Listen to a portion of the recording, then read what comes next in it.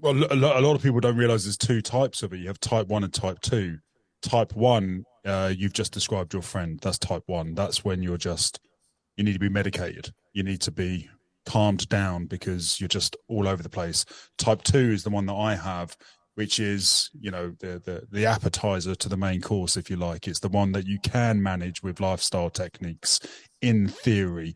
You can, when someone with type 2 is looking after themselves with food, sleep, recovery, positive people in their lives, meditation. I find ice baths are fucking incredible. Like ice baths for me just put me in this calm state for about 12 hours afterwards. It's brilliant. So So like yeah, Wim Wim Hof, or Hof, just yeah, like man. Wim Hof, all Wim Hof, yeah, man. As soon as I realized that some people experience DMT releases during the Wim Hof, I was like, yep, give me it. Give it. Let's go. I do. Well, I mean, now I travel, so it's harder. But I used to do ice baths all the time. I would put ice bottles in the tub and everything. And yeah, I definitely like. I'm still waiting for my DMT release. Yeah, But likewise. Yeah, I couldn't. I like all couldn't. this, man, I wish I could. I spoke to a few uh breathwork experts. Yeah. Quite a few, actually, like three Okay. that I know for a fact that I like really spoke to. And when pressed on this point, they admit that it's not quite that.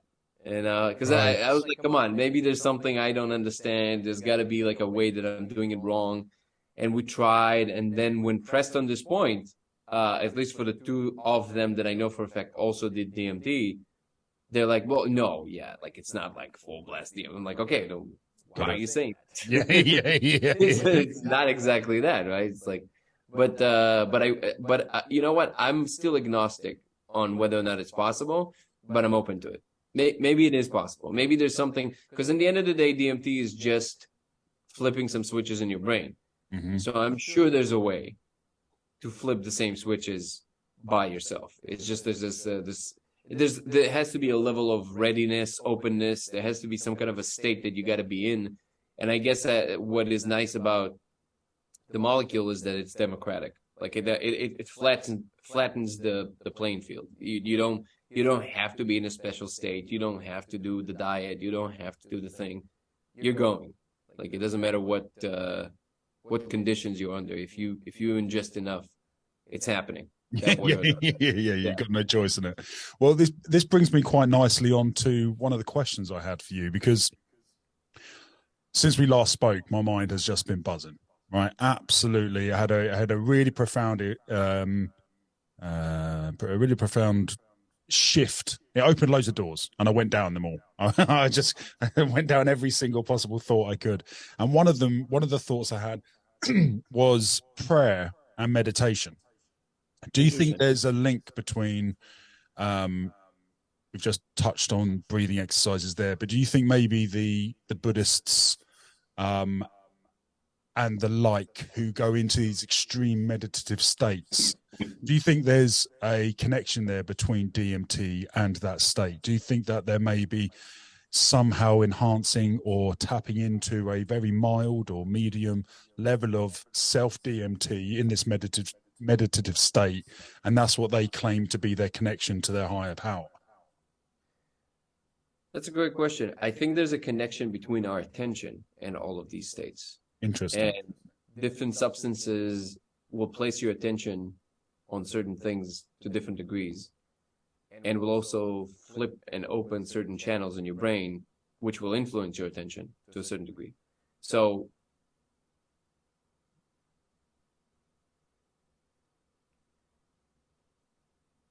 So there is a sense in which you can say that prayer, for example, resembles meditation a lot. Mm-hmm. Yeah, absolutely. Because of what state it puts you under. If you notice, when people pray, like for example, right now visiting in Israel, when Jews pray, they these are religious Jews, they do this little nod, like they close their eye, they read from the Torah, and then they do this motion, right? So this repetitive motion, it's something that lulls your brain. Like it's something that kind of brings you into a state of heightened awareness. A rhythm, a frequency. Exactly. Well, Yep. that's a great word. I didn't even think of framing it this way, but yes, the frequency of it, right? So it kind of lulls your brain because it puts into a rhythm, right? And then in addition to that, you read, and the reading, at least if you're doing it properly, it invokes a certain meaning.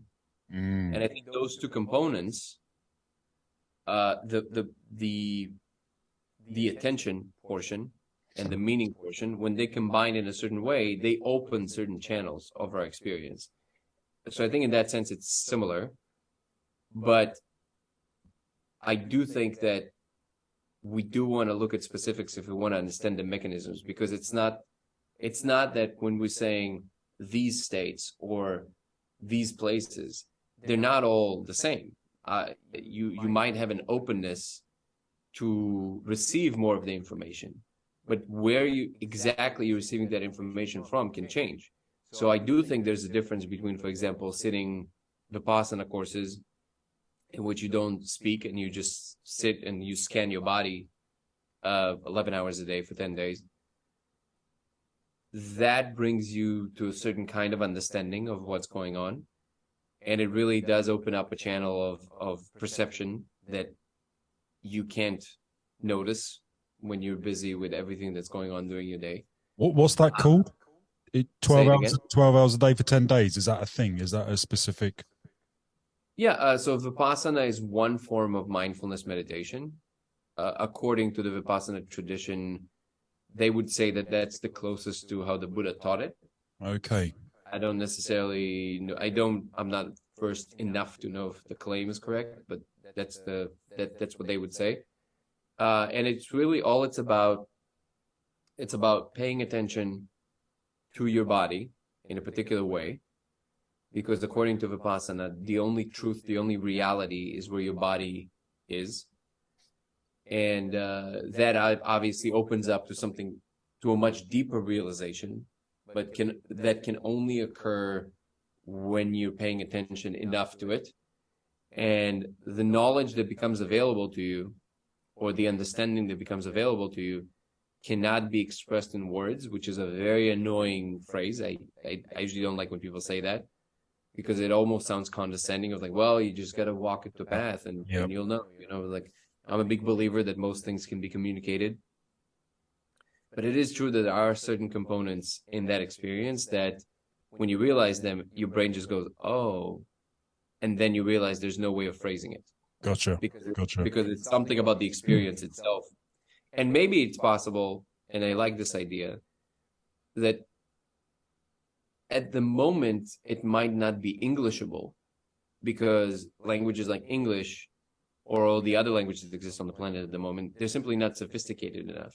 They're simply not advanced enough to capture the object. Because if you think about, I don't want to go on like random tangents, but I think this one is relevant. So if you pay attention to what it's like to speak, there's the moment-to-moment experience you have is you just have impulses to express something, right? So either you ask me a question or vice versa. Yep. Then you feel compelled to respond in a certain way.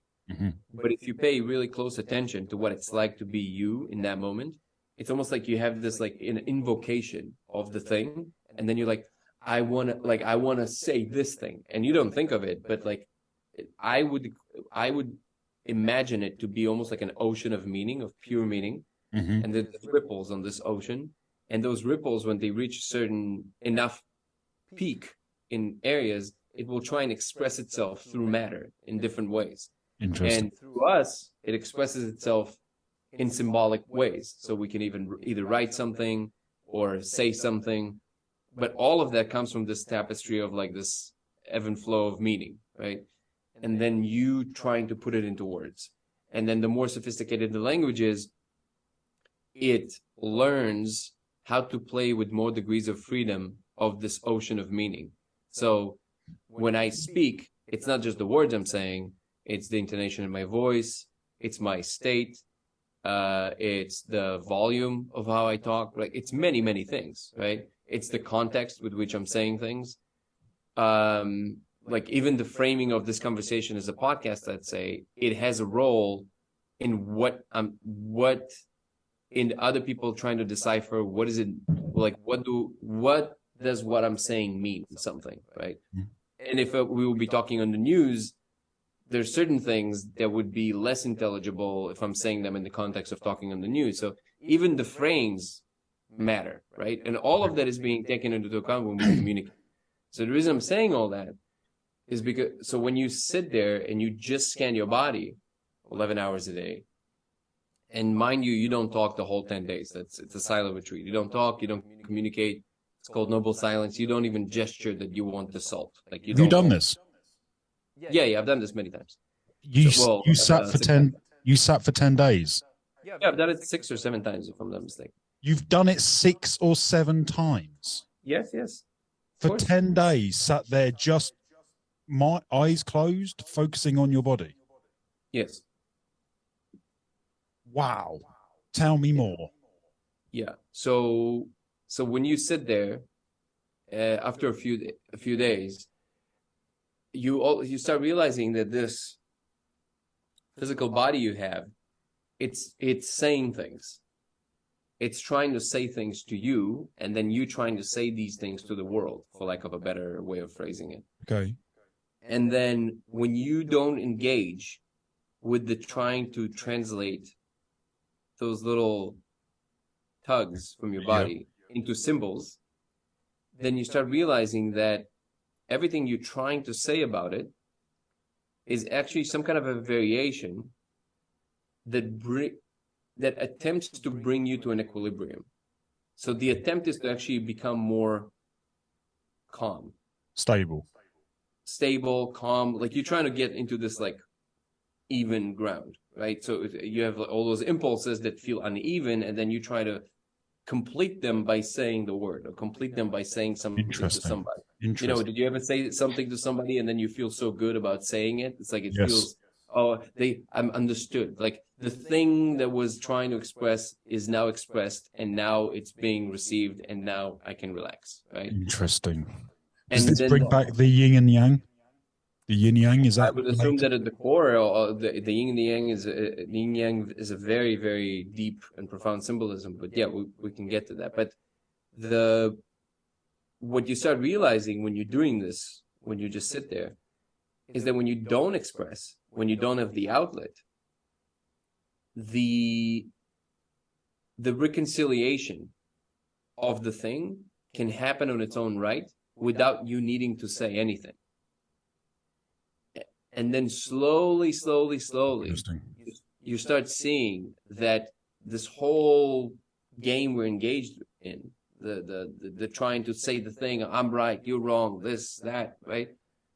That's like 99% of it is a waste of time. Of course. You could go throughout your day not saying any of this stuff, and you would probably even be better off, because the things that would have to happen, like taking care of the people around you, like taking care of yourself, eating food, preparing things, all of those things would still be done.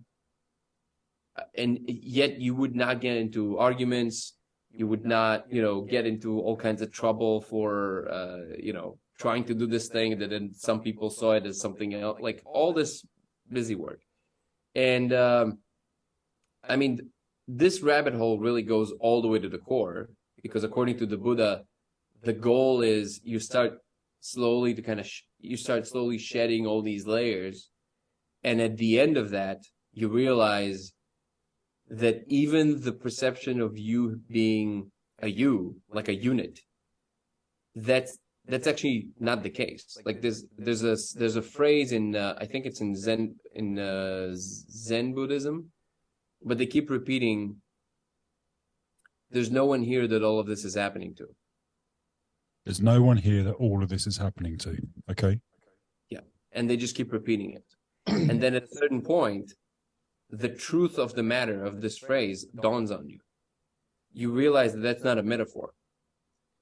That actually there's literally no one here right now that all of this is happening to. The thing is just happening. So the feeling you have that you're you, the central point that is seems appropriating your life, actually doesn't exist. And all that exists is these proxy arrows that keep pointing to the center, hinting at something being in the center. So it's like, my car, I love this music, this is my favorite person. These are little arrows pointing at something that seems to be at the center. But most people never bother to try and look for the thing in the center. And in meditation, in various traditions, and Vipassana being one of them, what you're engaged in to different degrees and in different ways is to try and look for that center. And when you look long enough, there is a state that you can be in which you looked hard enough, so to speak, that it becomes apparent to you, it becomes conclusive that there is no center. There is nothing there that the arrows are pointing to. And that's a very liberating state, because from that place, there's nothing to defend. There's no one that needs anything. There's no fear, because again, there's nothing there. So all there is life, is what in fact is going on. And that is a peculiar state that I guess some traditions would call it non-dual, or there's different names to it. And I've experienced this a few times for a few seconds. And I think the most remarkable thing about this state, for me at least, is how unremarkable it is. So it's not when you feel it, when you all of a sudden, there's no you, there's just a room. It's a very peculiar state. You're completely normal and coherent. You can get up, you can go brush your teeth. Everything is normal. Everything is the same. The only difference is there's no one here that all this is happening to. And it's one thing to try and grapple with this logically, in which you can kind of feel the profundity of something here. You know, you're like, ooh, this sounds great to say at parties, right? But there's a difference between that and actually experiencing this. And when you do, there's no angels singing. There's no rapture of any kind. It's just how things are. And this matter-of-factness frees you beyond belief. And this is just the first step. According to the Buddha, this is the first step of realization. This is the first true step on the path. When you see that, you're like, oh, and then, okay, now we move on. And then the final goal, nirvana, is to basically disassociate yourself from the addiction to matter to such a degree, that's according to the Buddha, that you just like you just realized there is no one here that all this is happening to, you realize that in fact, this whole Maya, this whole world is just passing you by. You never moved, you never touched, you never did, you are just observing it. You're the silent watcher. And this is, again, we've heard all of this on Instagram, people say things about it. So we've heard this. This is not new. But the true experience of that, I'm not saying I've experienced nirvana, but I'm saying after experiencing that no dual for a couple of times, I can totally see how this greater realization is the ultimate liberation, where you're no longer engaged with pretending that any of this matters. You enjoy whatever comes your way, you handle whatever needs to be handled, but you're not trying to defend, hold. You're not doing any of these things, because that's suffering. That is the core of our suffering. Because no matter what your condition is, if it's bipolar, if it's clinical depression, if it's even physical pain, the relationship to that condition can still be dropped. And that's really what you're practicing. Because you can't change the world. Could you argue the ego is there to try and make you feel like there's something in the middle when there isn't? You might want to spend a couple of moments of defining what you mean by ego, because interesting. Because do you and I'm not trying to give you a hard time. No. Really, because people say this, right? And when I hear from most people is that they don't truly understand what they mean by that. So it's like, do you mean that the ego is the the attachment to matter, like the fact the unity, the fact that you're a unit. Is that what you mean by that? So my connection to the word ego is, I very much feel like in here there are I don't feel like there's a little angel and a little devil. I feel like there's 7, 9, 10 different types of my personality that I talk to, I engage with, I critically think, I question, and I'm always challenging myself. And I feel like the ego is that part of me that refers to me as me, is I, it's all about me, gimme, gimme, gimme. You know, it's that is to me what my ego is. Would you say that's a correct? Yeah. Yeah. Fine. And in Gotcha. and according to Buddhism, that is the source of all your pain. There's no way around it. Now, and it's required. It's I guess necessary to do things, because if you wouldn't know where your mouth begins and the air ends, you wouldn't be able to eat, right? So in that sense, the separation is required to survive in this space, whatever it is that we're occupying. But to the degree that it's possible, you always want to aim to have the least association with it. Or as one of my friends, Max, who's a wonderful person also in this entire meditation sphere, he said, you want to be able to use it like a tool. Like you want to be able to pick up your ego like a hammer when you have to do something, and then put it down entirely when you don't need it. And again, this is like a, optimal state. Like, it's not easy, but that's the practice. The practice is to try and put down the hammer as often as you possibly can when you don't need it. So to use it to your advantage rather than your destruction. Exactly. Being the master of it versus being controlled by it. Sorry, go ahead. No, please continue. No, it's what I wanted to say is that just think about how many people live their lives from car to car. Mm-hmm. Like, they're like, oh, I have this Toyota this year. I'm excited about my new Toyota in 2 years. Mm-hmm. That's literally their life. Mm-hmm. So now, I'm not judging anyone. Mm-hmm. I'm just saying how much more happiness is available in this world than only aiming to get this newer car. Mm-hmm. Because that doesn't last, right? You get it for a few days, you kind of enjoy the new car smell, whatever, but that passes. And then the only thing that you're left with most of the time is just the moment to moment ebb and flow and change of your life.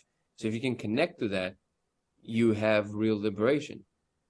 And the funny thing is that all of those ideas, like if somebody's listening to this, they're like, I mean, yeah, like I know, right?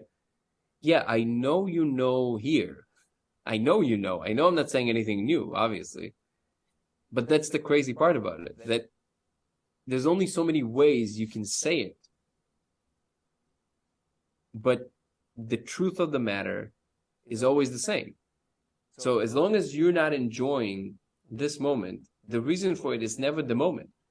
It's your relationship to it. And it's a very deep realization that actually takes the mind its entire life to fully let go of. I'm probably going to butcher it because I don't remember the exact, the way that it's structured, the little parable. But essentially, the gist of it is that meditation, a student comes to try and study meditation with his great Zen master, and he comes and sit down, and he's like, okay, what do we do? It's like, okay, so just pay attention to your breath. And then he does that. He's like, okay, now what? And then the master patiently goes, okay, so now pay attention to your breath.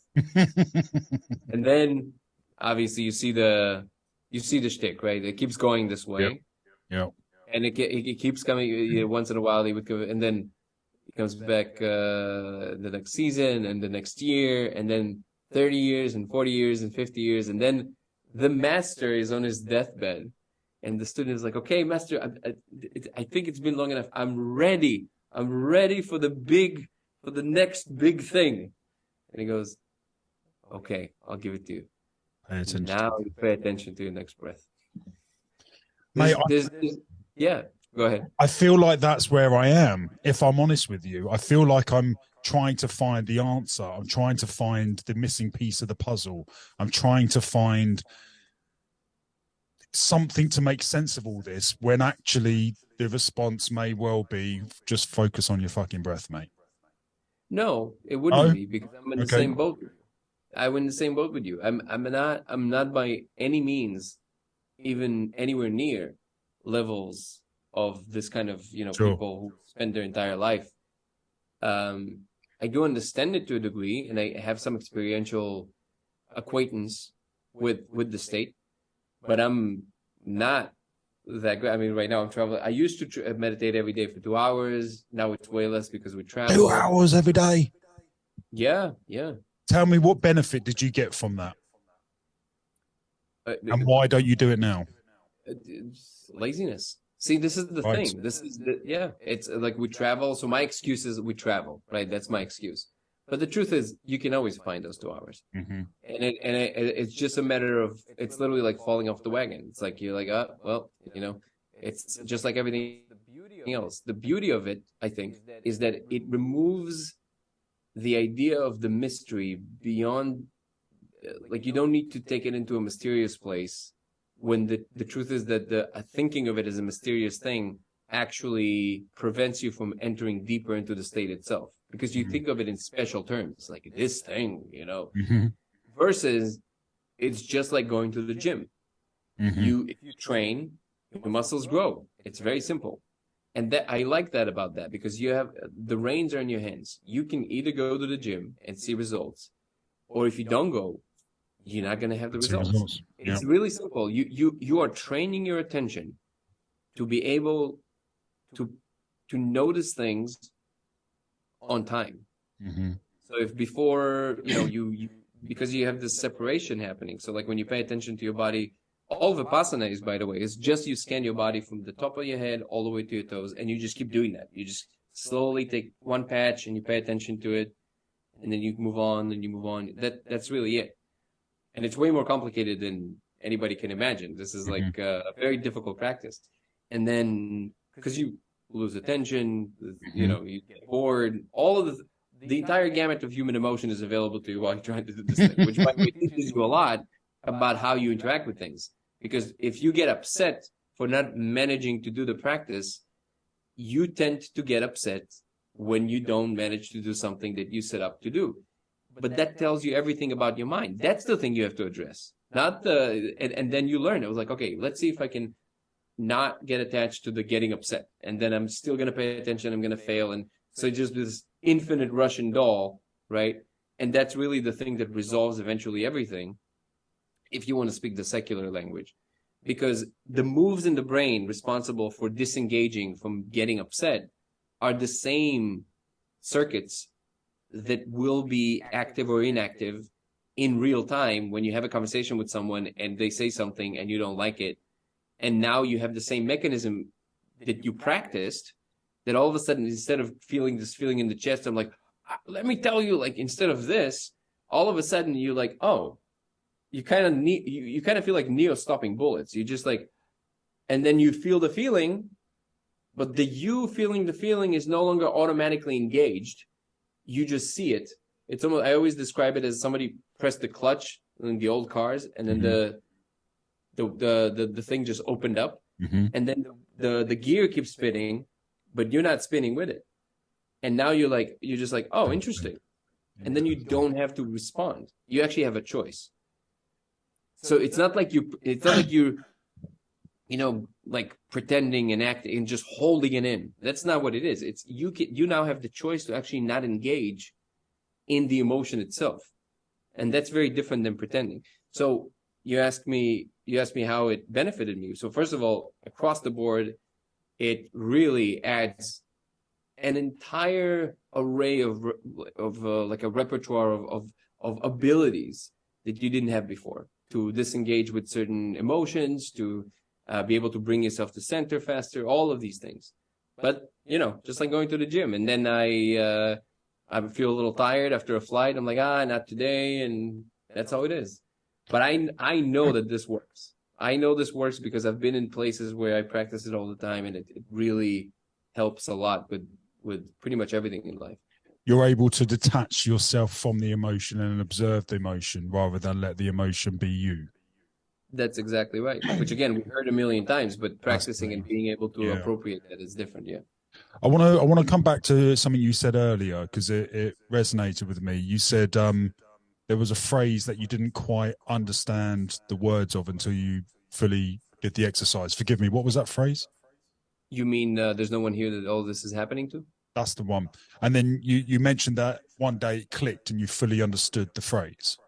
Oh no, I just experienced the state. And therefore you understood it, right? So there were, I had a this is not related in any way, but it's a side tangent that we'll come back on. No good deed goes unpunished. You've heard that phrase, I'm sure, a million times. Yeah. I heard that towards the end of my discovery, well, not discovery, but I opened the door to yin yang. I opened the door to the scale of justice. I opened the door to the energy balance. You know, you put out good energy, you get good back, and vice versa, blah, blah, blah. And then off the back of kind of going down that wormhole and then coming back, I heard the phrase, no good deed goes unpunished. And it really connected with me because I finally understood that it doesn't matter if you do a good deed, you'll receive negative energy back in just a matter of time because you did the good deed. Does that make sense to you? I would slightly reframe it. It sounds like one of these phrases that is just trying to be a smart ass, right? And I think what it means to me is that if you do anything at all, for every action there's an equal and opposite reaction, right? That's all it says to me. Oh, interesting. And okay. I think what it is trying to illuminate, and of course this is just my interpretation of it, but I think what it's trying to illuminate is the fact that most people act out of selfish needs, even when they think they're doing something for somebody else. And in that sense, yeah. Forgive me. Keep going, mate. Sorry, I keep No. I'm so sorry. No. Don't apologize. I think that's what it is that most people think they're doing something for somebody else, and then they're surprised. You know, like somebody would get somebody a ticket to see a show or something, and then they're like, and then they feel they did something so nice, and then the other person says like, oh, they took it as like an option, right? Because that's the true gift. It's like, here's an option to do a thing if you would like. But then you say, well, you know, either I don't feel well or I have things to do. And then all of a sudden the person who got the ticket was like, but I made an effort. Like I wanted to. Okay, so wait a second. So you gave them a chore? You know what I mean? Like, so you acted out of, you didn't even notice, but you didn't give them anything. You gave something to yourself. You wanted to appear a certain way. You wanted a response of a certain flavor. And when you didn't get it, you got punished. Because you did it for all the wrong reasons. You either give something to somebody fully, and it's their choice, or you don't. But don't put it on them that now they have to do something or be. So this is one example, right? And I feel like most things in life are like that. Not many people know how to just give and just let it be. And I think that, and this comes up in Buddhist teachings quite a bit, which is this relationship with our selfishness, that most people don't realize that the truth is that all of it is for me. All of it, including like, and you just have to recognize that. You have to, like, the most altruistic people in the world, in the end of the day, they do it to feel a certain way in their bodies. They should keep doing it. It's wonderful. There's also other people that get a kick out of other people's suffering, which is they belong to a different tier of people, right? But if you want to be honest, you wouldn't be doing it unless you would be getting something out of it. And I think maybe that's what this phrase illuminates for me. I'm so glad I brought it up because you've opened another door for me, and you're absolutely right. No good deed goes unpunished. The good deed is often selfish, and therefore the punishment is just because you were being selfish. It's always selfish. Yeah. It's and Yeah. the lack of recognition of that is the suffering. Yes. Yes. But that's why Buddha said that, if just like in every tradition, there's this one phrase that encapsulates the entire. It's like express the Torah on standing on one foot would be don't do unto others what you, the golden rule, right? Yep. So the Buddha's phrase is attachment is suffering. That's it. Interesting. I haven't heard that. Attachment is suffering. That's it. Any attachment of any kind to any degree is the suffering. I don't want this to hurt. So now you're attached to the idea that you don't want this. As long as you're attached to it, you'll suffer. If you don't care, or you detach yourself from the idea that, well, I don't want to hurt. Well, this part of your body hurts right now.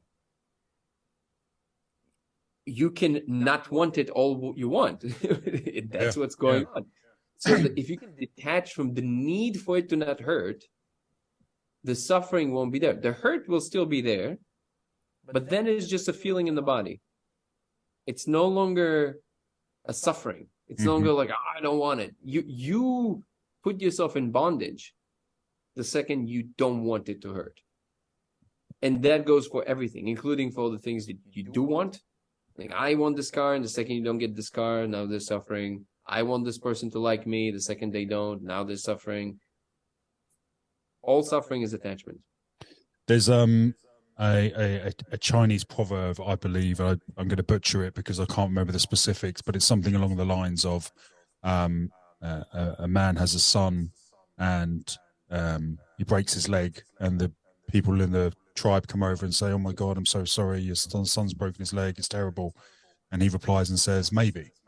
And then the next day, the military turn up and said, "We want all able-bodied people to go to war." And he says, "Well, my son's got a broken leg, you can't." And then the tribe come over and go, "Oh my God, you're so lucky." And he went, "Maybe."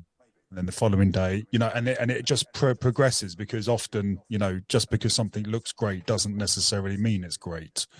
You just reminded me of that. So, fucking love it's just context, and it's all about the flux. And by the way, it goes back to Vipassana, which this is all interpretations that people overlay on top of the situation, and they say this is bad, this is good. Maybe, but it can also be anything else, and it proves itself to be something else the second enough time passed.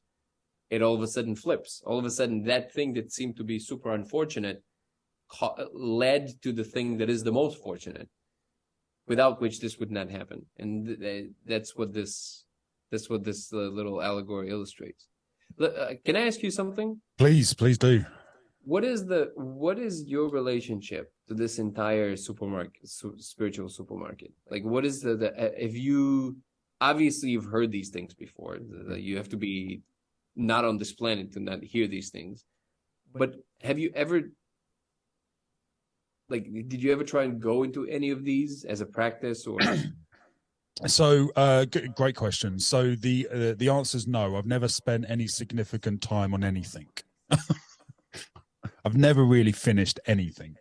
I would often tell people that's the ADHD in me. I would often tell people that's the bipolar in me. But ultimately, as soon as I experience anything that I have a thirst for, as soon as I feel like I've got an understanding of it, it doesn't interest me anymore. So I've tried the meditation. I've tried. I read King James III. I've read the Quran. I've studied as much religion as I can, and I've got an understanding of it. And in my mind, my take on it is, religion, for example, is a man's creation to understand what this is all about. And I find with spiritualism, I'm only really opening the door. So I haven't really got much experience in the spiritual world, but I'm really interested to know more. But I can't ever imagine myself sitting still for 10 days, for example. That is so polarizing to where I currently am and how I currently live. could barely sit still for 30 seconds, you know. Like I'm just fucking everywhere. So this idea of trying to find the calm, trying to find the stability, trying to find me, maybe. I really want to explore it, but I'm so far away from it that I feel like I'm struggling to connect with it. Does that make sense? Yeah, well, maybe you're not that far away from it like you think, because it's not that you might have slightly higher predisposition to need to like move and do all that stuff that ADHD is associated with.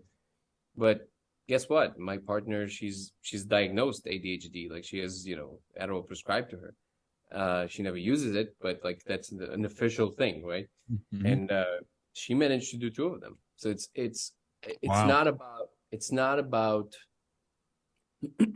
doing it because you're not going through the 10 days all at once. Mm-hmm. It's just taking it moment by moment. Mm-hmm. And really that might be the biggest realization for you if you ever try, that if you manage to succeed and finish it, first of all, that will tell you something about what you thought was or was not possible. But also it will show you that actually life is that.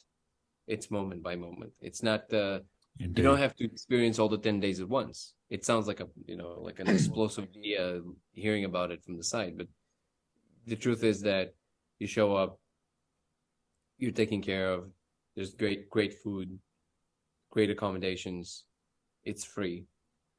You literally just sign up. So, it doesn't require much more than just trying. And nobody's holding it. So like there's literally nothing to lose. And I always tell this to people, like if this is something you're even remotely considering, just sign up, because the wait time is usually long. It's like 2-3 months, and you can always cancel, and nobody's gonna hold it against you. You can just email them a week before and say, hey, I can't go, and that's fine. And that, by the way, that won't like. What are you referring to? Sign up to what?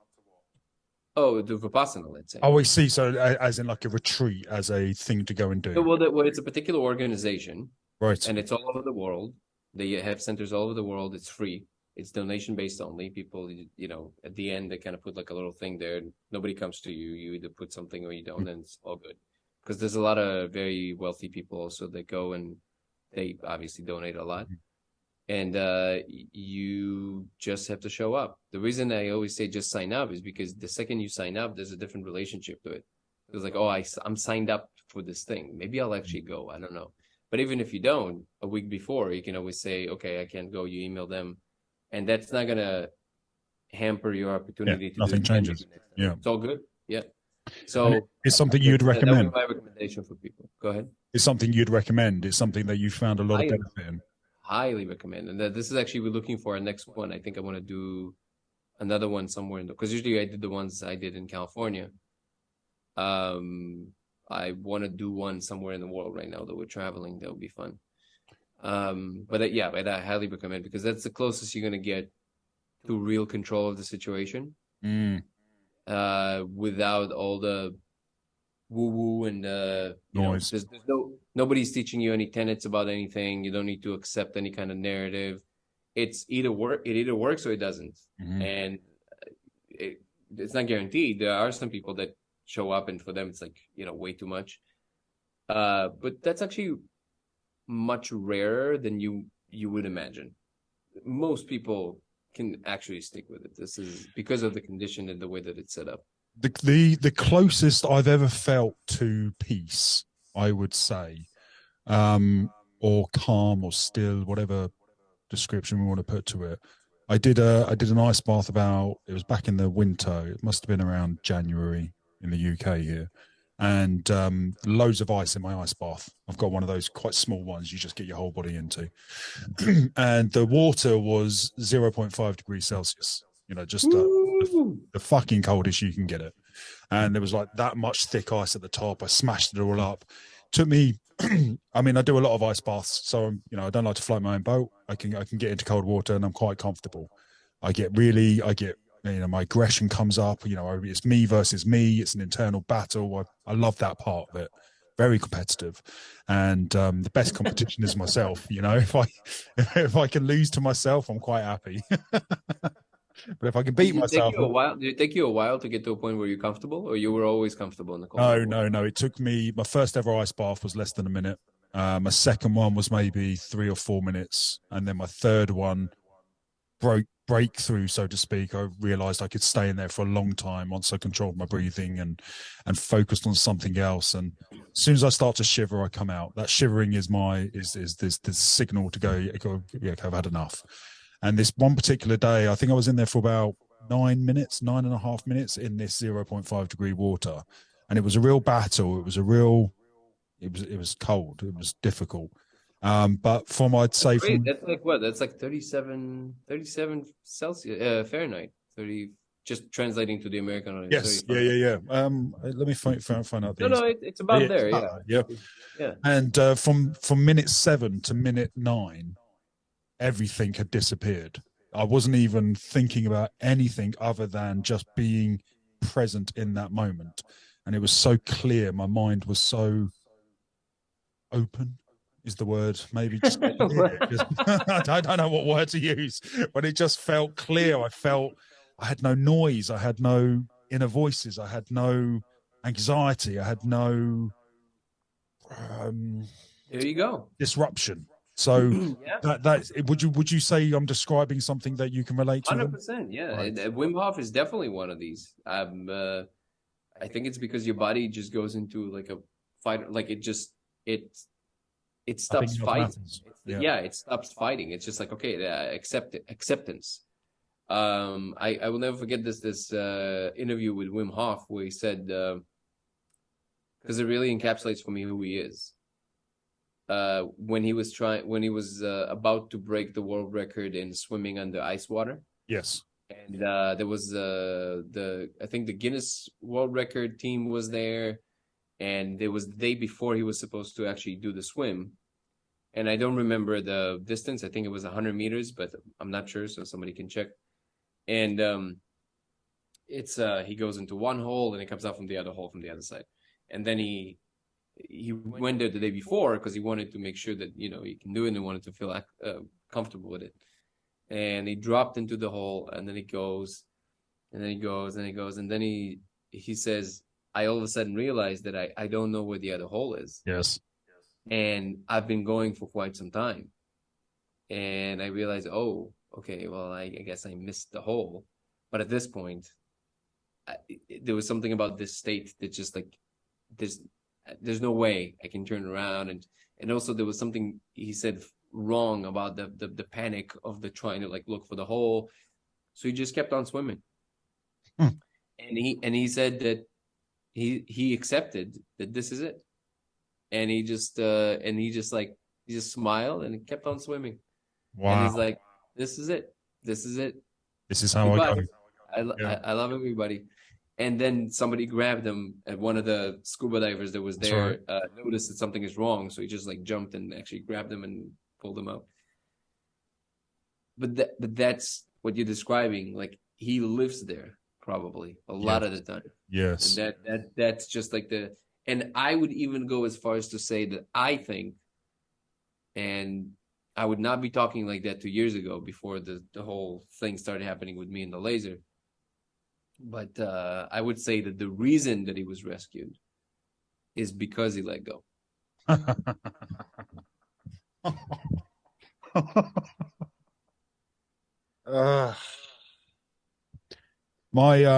friend of mine drowned twice. What a sentence. Well, it's connected. He drowned twice. Once was in a car accident. The other one was in a swimming pool. And he was resuscitated both times. He's absolutely fine. Got 2 kids. He's doing great. And I remember him telling me in both occasions that there was a point where he was trying to take his breath, trying to, and this panic ensued and he was drowning. And then there was this he didn't give me a time frame, but he alluded to this 10, 15-second point where it was just calm. It was just, I'm just going to let go now. Just going to let go. And I thought that was fucking beautiful. I thought that moment, that release before you go, well, he did die, that release where he went, okay, now it's the time. And he just said, it was calm. He just floated and just passed out ultimately. But he was very poignant. He was very specific to keep detailing to me that there was a calm before death. There was this still, there was this, he said it was beautiful. He said it was the most beautiful thing he's ever experienced. I will only point out that it didn't necessarily have to be. It feels like this is a choice we make. So your friend made the choice to let go. Interesting. Let go, yeah. Because you could just panic all the way. I suppose you could, which comes on to what we talked about last time about kicking and screaming. Yeah. Yeah.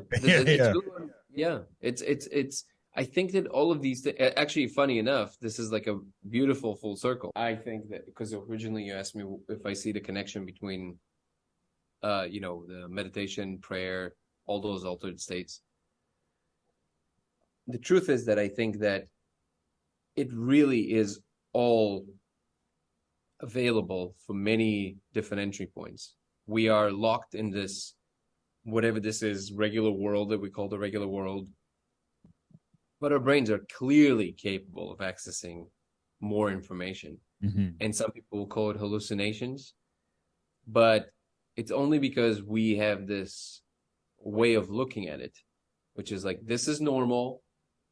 And everything else outside of this is something that we're confused about.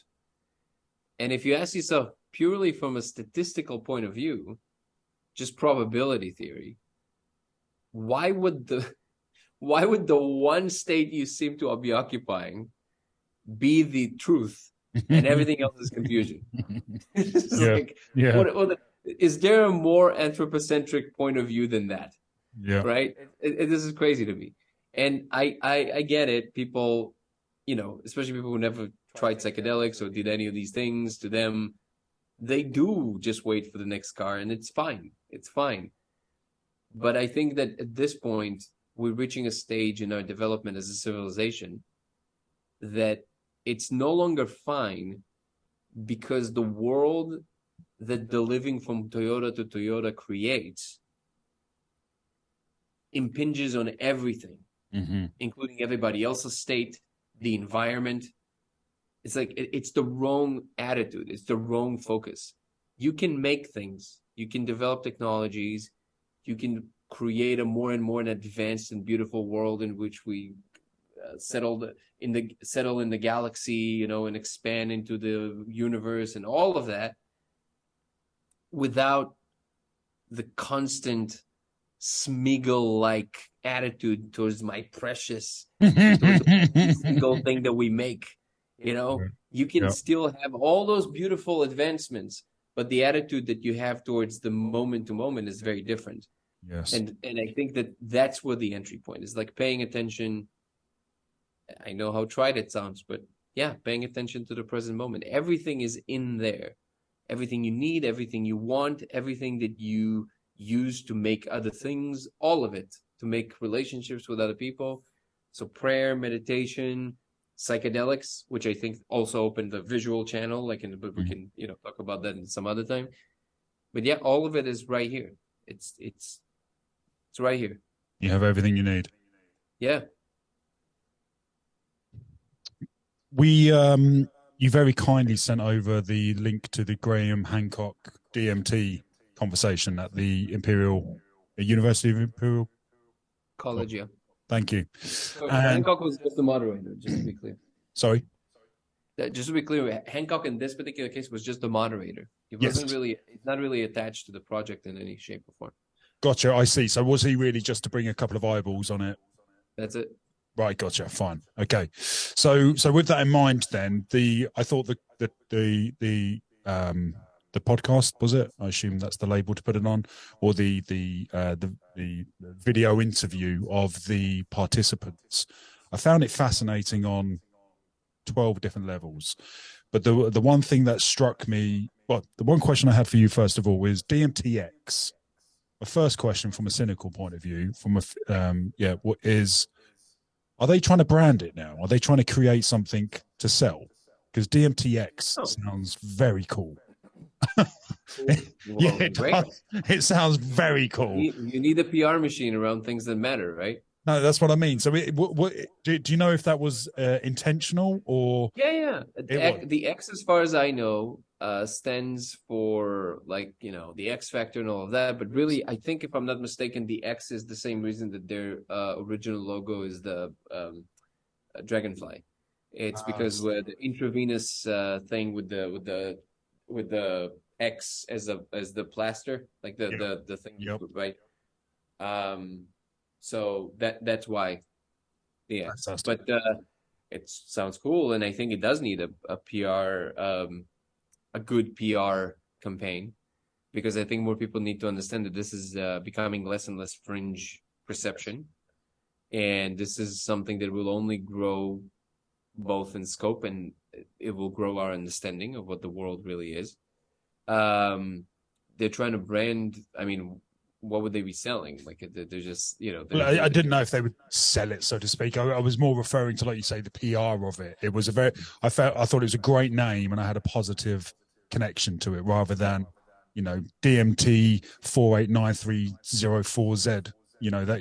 That has Yeah. I meaning. didn't think of that. No. I think it's, yeah. It's been DMT X was coined a while back. I'm still actually myself a little confused about whether the entire project is called DMT X, because originally DMT X, as far as I know, was only referring to the organization in Colorado. Right. And then the extended state research, which was also about to be done in Colorado, was already being done, and they've already been going in the Imperial College in London. They've been going for the last 3.5 years, maybe, if I'm not mistaken. They're the only ones in the world, as far as I know today, that are, like, government sanctioned, like, actually doing it. Which, by the way, kudos to Anton Bilton for being one of the main, people who, like, driving the financial machinery behind it. And it's amazing that somebody who really, it's not an obvious return, right? But he really put, like, he has a lot of interest in that, and he really put his money where his mouth is. And that's very encouraging to know that people like him exist. But aside from that, now all of a sudden they call the whole thing DMT X, including the volunteers in the Imperial College in London. So I'm a little confused as to whether or not now it means that DMT X just means that. The just whole thing. The research Yeah. of DMT under extended state, which is great. I think it should be under one umbrella. I am very happy to see that such a caliber of minds are engaged. Dr. Andrew Gallimore is an absolutely brilliant human being. Dr. Chris Timmerman, who's leading the project in the Imperial College, as well. They're very, very smart and wise people, very open-minded. And I love that there's a diversity of opinion there. I love the fact that Timmerman occupies this slot in which, like, he's very agnostic. I was convinced a little bit from the way he was talking that it's a little bit more on the physicalist side, but after talking to him, I realized that no, like, he's much more just, I reserve my judgment at the moment, whether this space is real or not. And again, this is what you want from a person who, really studying this. And Andrew Gallimore takes a much more radical position, even though he is, full-fledged scientist, that this is a real space. Mm-hmm. That's the beauty of it, that there's this diversity of opinion even within the closest core of this research. My hope is that moving forward, we're going to see more and more of the mainstream science start getting involved. Mm-hmm. And in that sense, I feel the PR machine is absolutely crucial and necessary. Agreed. Because as I've learned the hard way from having a little brand, you can have the best product in the world, and unless you have good marketing, good luck. Yeah, you have to have this, like, packaging thing happening, otherwise nobody will ever know or care. And so it's not necessarily true, I would say, that the best ideas would just win. You still have to package them. absolutely. And so I'm very happy that the way they're going about it is the way they're going about it. So for those that don't know, mate, because I'm new to this as well. For those that don't know, there has been and concluded a human trial, so to speak, of a group of participants who took DMT intravenously for 90 minutes. Is that right? No, I think the longest they've done so far is 30 or 40 minutes, if I'm not mistaken. But they Fantastic. are planning to do an hour and then days and then weeks. And they've They're going to send discovered one that, expedition. there's no tolerance that you can to some. That's not conclusive. That's not conclusive yet. Right. Okay. I believe that one of the gentlemen in there said that they tested it after a certain time and they've discovered that there wasn't any tolerance at those levels, but like you say, inconclusive at all levels. So I think there were 4 gentlemen, Anton being one of them, and then the other 3 who I'm not familiar with. They were I wasn't familiar with Anton, but after our discussion, and Anton clearly was, from my perspective, the most articulate and passionate about it all. That came across tremendously. Just one caveat, don't mean to cut you off, but like one caveat, this is something that also Anton is not the one person there that is not a scientist, so he has a little bit more freedom to speak much looser language, which most people love, which is great, is amazing. But he very openly admitted that this is like he's happy to be the person who gets to say things about the divine, and he doesn't have to worry about a grant coming from somewhere, so you can just say whatever you want. Yeah, of course. Yeah, no, that was clear for sure. He's the one I connected to the most because he was so open and articulate. So they've done 40 minutes, and there were these 4 participants. They described their experiences. Can you give me your take on their description compared to your experience with DMT? I'm just checking because there was not a lot of battery, so I'm going to make sure it's still running. So if I have to be honest, and this is something I've expressed openly, I personally think that they were focusing on whether or not they can agree on different entities. I find that to be a bit of a waste of time. Interesting. Because I think that the only progress that will come is going to be from trying to understand the space itself. Mm-hmm. And I'm sure they're also engaged with that. And to be also fair, it is important that they're doing something. Mm-hmm. And like I said, the caliber of people who are involved is incredible, and that's very encouraging. And we're going to need a lot of trial and errors to try and run the thing. I'm not by any means dissing what they're doing. But if you ask for my personal opinion, from my experience with the space, it won't yield much talking about the entities, because it's like trying to understand New York by showing up there and trying to speak to a few random folks on the street. Interesting. Especially if you're not even understanding what physical space is. So it's like it's just the wrong emphasis. I think personally. That's why I think that what I found the laser discovery is more concrete, in the sense that it's replicable 100% of the time. So you can actually run double blinds quite easily instead of kind of hit and miss. Because even if you're going to send, let's say, 2,000 people and you ask all of them about entities, if you're going to try and talk the conversation with larger science, I think it will be a giant so what?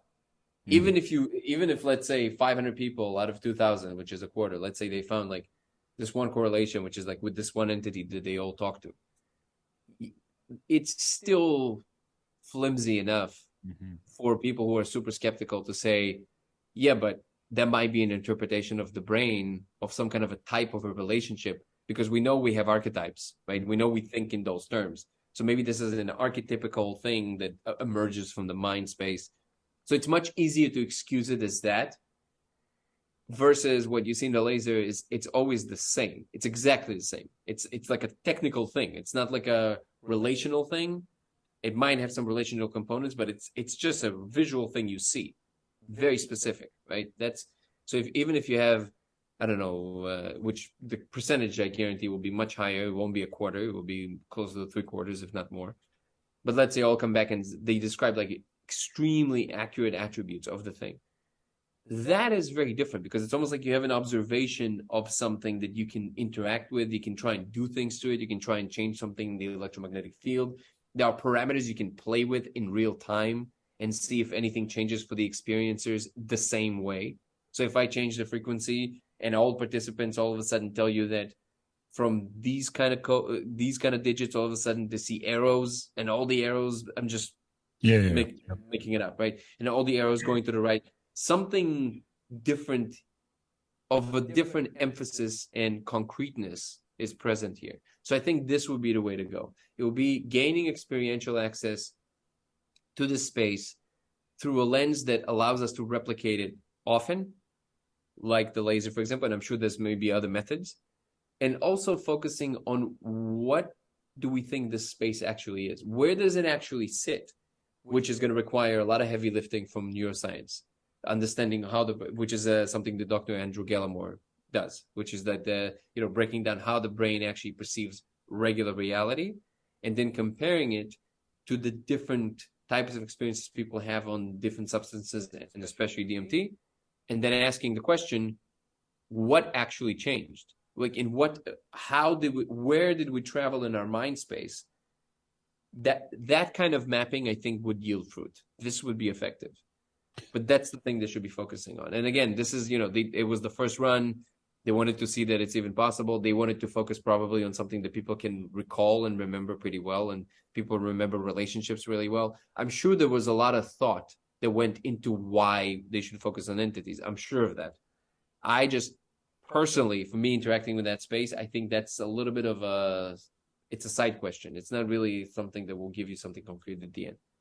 So you're more interested in figuring out how the car works rather than how fast it can go? Who sits in the car? Or who sits in the car? Yes. That's actually a great example. Like if I'm trying to understand what a car is and I'm entering the car and I'm starting talking to people that sit in the car, that's not going to tell me anything about the car. Yes. Yeah. Yes. Very true. Yeah. Lewis Hamilton can't tell you necessarily how the whole engine is built. Yeah. But also, again, if the entities are real, which I think they are, they're agents. They have their own needs and wants and aspirations. They might lie to you. Like, you know what I mean? So like, that's why I equate it to New York. It's like you just talk to random folks, hoping they're gonna have something of value to tell you about physical reality and New York itself. Maybe they will, maybe they won't. But that's so it's so haphazard. Like it's so like patchy. Like why would there's nothing you can grab there, as far as I can tell. And as far as you're aware, that they were all in their own separate setups, weren't they? They were all in their houses or in a no, definitely not. No. This is under clinical conditions in the forgive me. I had the impression they were at home in their bedrooms. Absolutely not. No, one of them actually talked about, because they're drawing blood every 10-15 minutes to see, levels of hormones and all kinds of things. One of them mentioned it on his bedroom floor looking up. Who? No, Anton? With the pigeon? No. The gentleman with the beard who talked about abstaining from orgasm. He mentioned that he was able to stand up and walk around, and he went to the kitchen or something. Maybe I misunderstood. Maybe he was talking about his personal experience, because for sure it was not in their homes, and that's actually something that I think the same guy, if I'm not mistaken, the bearded guy, mentioned that they that it's actually very difficult. The setting is very harsh. Like you're in a hospital bed condition. He was talking about the fact that you're already strapped. You're already like like it's almost like you're being operated on. It's like a weird abduction setup. But that's one of the things that also I think will need to be overcome. That I think that they would need to put more emphasis on dressing up the hospital room properly, like making it feel more comfortable. And also, by the way, one thing I can add from my experiences is that the beings or the space itself, or wherever you want to imagine the communication comes from, but it seems clear to me that movement needs to be part of the thing. Mm-hmm. On quite a few occasions, they showed me that you have to be moving fast, like running, so the heart rate has to be high for something else to open.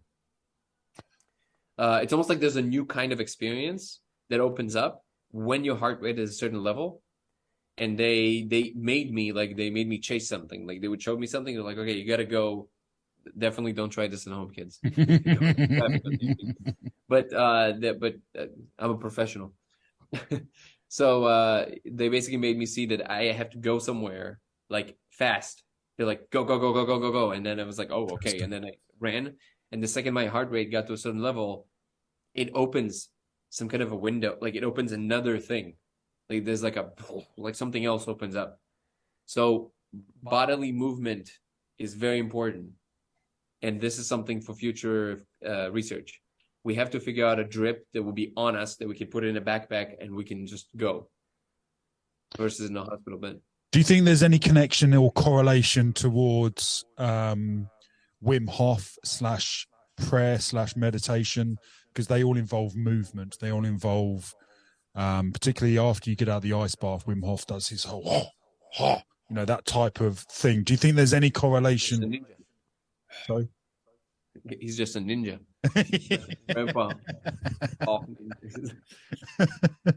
But I'm just wondering whether the ice bath state would alter the experience. Again, all of these things, it comes back to attention. It's attention. Like notice that the thing you describe after 9 minutes, right? Yep. That's attention. Like you everything else was wiped clean because it's like fight or flight. I'm gonna die. Attention. It's right here in the moment, and right here in the moment you can find the truth.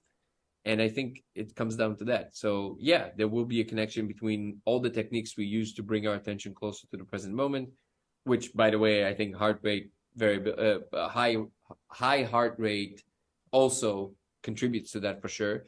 There's actually, I just remembered this, and this is as far as I can. Okay, so what I remembered is that you know what flow is? Being in the zone. Yes. Yeah. Okay, so that to anybody who doesn't know, you might know, but listeners might not know, that flow is a technical term. It's actually my partner. She's the executive assistant for Stephen Kotler, who's the flow guy. Like he, devoted his life to study flow. And what is called being in the zone has actual neurological correlates you can measure. There's a state that we can point to in functional MRI and say, that's flow. There's an actual thing. And one of the things that's associated with it is a heart rate. I don't remember the exact one, but they discovered that one of the reasons that professional athletes enter flow more often than other people is because they have this extra component of heart rate. Because when you're between 160 and 180 or 140 and 160, I don't remember, for a certain period of time, while you're also engaged with a very particular task that you're really good at, and all of those things are in place, then you enter flow. You're in the zone. You all of a sudden become the task.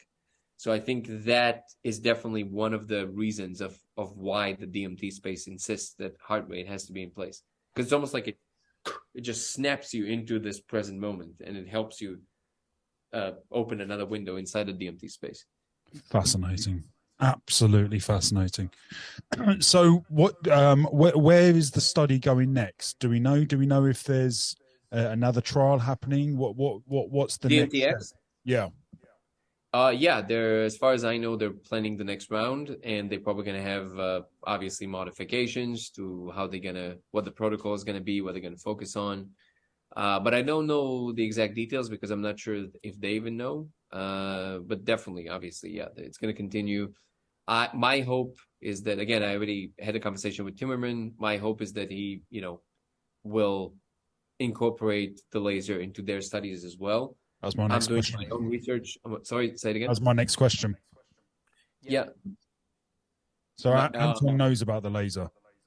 Yeah. Anton knows about the laser. I gave him one. He didn't try it yet because he's very busy. He is a busy man. But he's very excited about it. Apparently, I'm honored that someone like Anton even paid attention to what I had to say. But yeah, he saw my video pretty much when I released it, apparently, and he was like sharing it with people, and only later people connected us. I didn't know that he was kind of following what I was doing. But I'm doing my own research. I'm going to be focusing now a lot on the technical side of it. I think I said this on your podcast before. I think there's a way to utilize this to build some kind of a technology, and I'm going to be very focused on trying to figure this out. I think projecting it to particular materials, playing with magnetic fields around it, things like that. Like I want to play with some technical things there and see if anything changes. So that's me personally, but I also would really like that real scientists will, especially the ones like Timmerman they already have the, the funding and the lab and everything, to incorporate the laser. I mean, listen, I always say, you send 200 people. If 180 of them come back not prepped, like you didn't tell them anything, come back and say the same thing, you have a paradigm shift here. This is the big news, because you're gonna have something that you can actually control, like the frequency of the light, like the angle, like projecting it to different materials through water, through whatever. You have all those parameters that lend themselves really nicely for a real scientific study versus just somebody's account. Which the reason that we've been focusing on people's accounts is because we didn't know of any other way to approach this. People say it's similar, they describe it in similar terms, but that's as far as it goes. Mm-hmm. But if you have a third element, like the laser, like the light, that I'm claiming makes everybody sees the same thing, okay, now you have a triangulation situation. Now you can literally say, hey, everybody sees this when this. Now, when you change a little bit something about this thing, because before you didn't have this extra component, you just had people's minds. So now all you can play with is, I guess, settings maybe, or the quantity of the volume of the amount of DMT in the blood, right? Things like that. But now you have a third thing. You can say, okay, I'm changing the frequency of the light by 5 nanometers. Did anything change about all these people's experience? Now I'm adding a magnetic field to it. What does it do to their experience? That's real science, that you can actually do these correlates this way. So I would really hope that they can take it on board and also put it in their labs and start researching this from that side.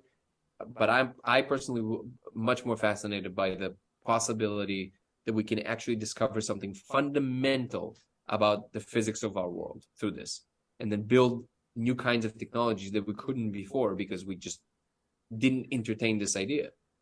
It feels like DMT needs to be reclassified and removed from the group of hallucinogens and classified as something different, because it's quite clear to me, and please do correct me if I'm wrong here, but it seems to me, particularly with the laser, that it's not necessarily a unique experience. Well, you've proven it, that multiple people under the same state of DMT with the laser see the same thing, and therefore it's not a hallucinogenic, it's a window, doorway. It's a technology. Yeah. We have to reframe the perception in general that our brains are just somehow perceiving normal reality in its waking state. And again, this is something that, people like Andrew Gallimore are already doing. His book, Reality Switch Technologies, it's all about that. He basically educates people about basic neuroscience, exactly how those things work, how neurotransmitters do what they do. And then he goes through every single drug in the book, almost every single one, and he shows what we understand about what this drug does to the brain and how and why, the effects that it causes. And then he goes to DMT, and his thesis is that DMT is different. It seems to be it's a complete reality switch. So, and that is very difficult to explain in neurological terms because it's computationally and energetically very expensive to the brain, for the brain. From an evolutionary standpoint, it doesn't make any sense. Why would the brain exert so much energy to reconstruct this whole new imagined reality that resembles none of what you see, right? That doesn't make any sense because it's very expensive to reconstruct such a thing. Why do that when you can just take things that you already saw and then patch? If you want to say that it's just a random thing, it's a re-scramble of everything your brain already knows, okay, that would make some sense. But that's not what the experience of DMT is. The experience of DMT is extremely coherent and resembles none of what you see in front of you. None of it.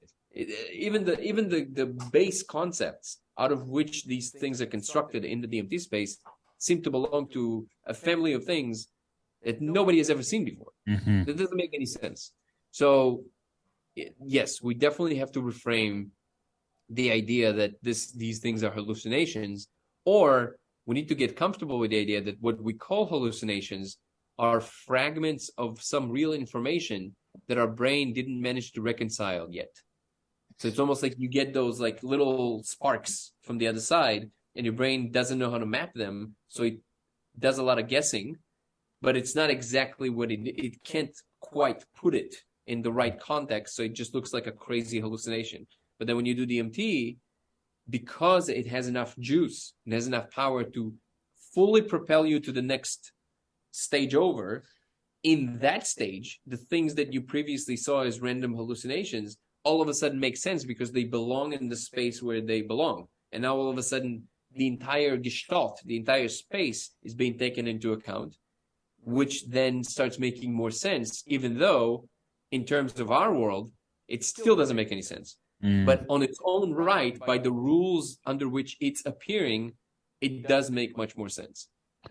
The four participants explained about how they felt that they were gaining knowledge or information from these entities, that they were receiving something.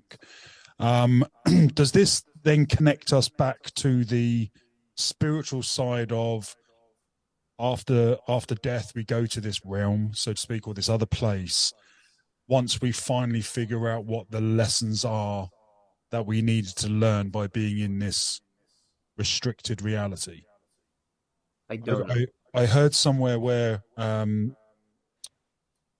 someone's I've forgotten who said it, but I saw it was a DMT conversation, and the person was talking about how this reality here is we're here to learn something, and once we learn something, we unlock the door to go to somewhere else. They mentioned about there being 11 different dimensions, and this is the fourth or fifth. This is the third dimension, and then once we. Oh, you're talking about the Stefano, or what's his name? Yeah, the Argentinian guy, right? Potentially. Really Matthias. That rings a bell. That rings a bell. Yeah. That rings a bell. I don't know what to make of him, man. You know, all these things. He looks. If you're talking about the same guy, but it doesn't. We don't even have to talk about him in particular because it's just like this type of rhetoric, concept, right? Yeah. Well, not even concept. This type of argumentation in which people claim to have access to this ultimate understanding, or with such confidence. Yes. You know. Yeah. Yeah. Like how do they know? Like, well, they tell you how they think they know, right? There's just something that to me rings a little bit off when I hear people say my guides from the fifth dimension versus my guides from the sixth dimension. How can you say that and not at least offer some explanation of what criteria you use to determine how do you know it's the fifth versus the sixth dimension? And I'm even willing to accept the premise that you just know there's some parameters that I can't at the moment tell you, but even that sentiment is not offered. And that doesn't necessarily mean that it's not true. I'm just saying that this kind of, that's what I mean by this kind of rhetoric, which is like this way of saying these things in a way that is just expecting to be taken as matter of fact, to be taken as matter of fact versus, you know, being a little bit more like willing to go through the teeth and rigor of science. And it would be true that people like Matthias would not be interested in that. And that's why they appear in podcasts that are more, you know, about that. Like they just kind of accept these things to be true. I think it's the wrong modality.